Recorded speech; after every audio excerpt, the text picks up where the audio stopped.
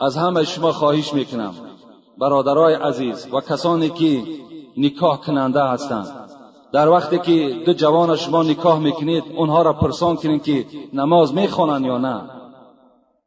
از نماز اونها بپرسید که نمازخوان هستند یا نمازخوان نیستند.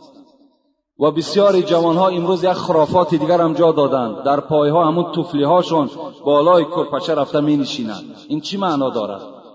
تو را ایمانت ضعیف است برادر عزیز. اگر ایمانت ضعیف نباشد تو از اون توفلی و از اون کفشی که در پا داری چرا می ترسی؟ وای با عقیده تو این است که اگر وای تو بدر کنی تو سیاه‌بخت میشوی. نه، برعکس تو نیکبخت میشوی. تو یگانه تمام اخلاص و وجود تا به سوی خدا روان کن. از دست هیچ کس هیچ چیز نمی آید. توفلی ها را بدر کن، در بیرون بگذار و به حضور نشین. خوراک و آبی که میارن نمیخورم. چرا نمیخوری؟ خور از چیزی که هست در پیشت. چیزی میارن خور، همه او برای تو حلال است. این خرافات هایی هست که در مینه سر ما و شما جای کردن.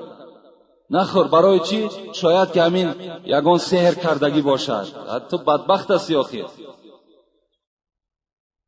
ملا میخورد. تمام آدم های همون داخل خوردن، سحر اونها را تاثیر نکرد، فقط تو را تاثیر میکند. و در بین بسیار کمبودی های هست، مثل تغپولی. تغپولیش چی است؟ با وقتی اگر شما رو پرو نکاح کنین دیگر تغه در اینجا لازم نمی شود.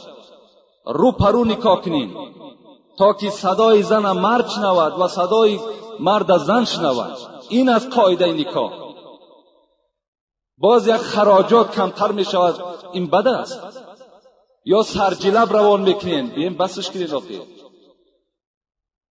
همین شرط است که همین یک برادر را پوست کنین، تمام آن چیزی که دارد همش تله و تاراج کنین.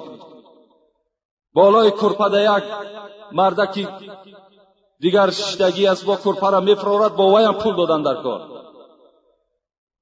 همین رحم است، همین انصاف است. یا در قدیرها یک تودت جوانهای اوباش جمع میشوند، ما را شهتاز ده. همه این باور کنین در غصب داخل میشه. همه این غارت است. وی نمیخواهد. کی میخواهد که تغپولی دهد؟ کی میخواهد سرجلب دهد؟ هیچ کس نمیخواهد. باز قطعی همون شرطنامه میکنید 10 سوم و 20 سوم، تو 10 سوم و 40 سوم.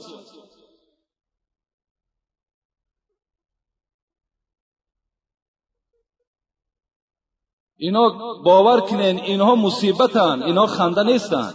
اینا مصیبتن در دین ما و شما. همه میخندد به حال ما و شما.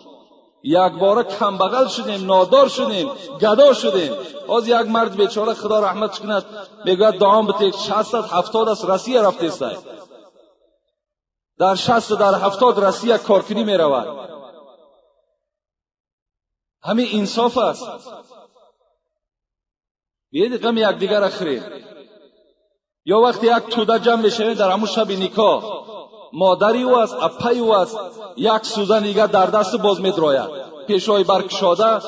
وقتی سر خم میکند تا وجود، تا همه وجودش میتابد، یک سوزن در پشت همون بچه زده است. این چی معنا دارد؟ اینش از همه در گناه بدبخترین است. قسم به خدا اگر این همین عملهای تکرار کردم، همینها اگر در همون شب نکاح صورت گیرد، نکاح واقع نمی شود، نکاح درست نمی شود.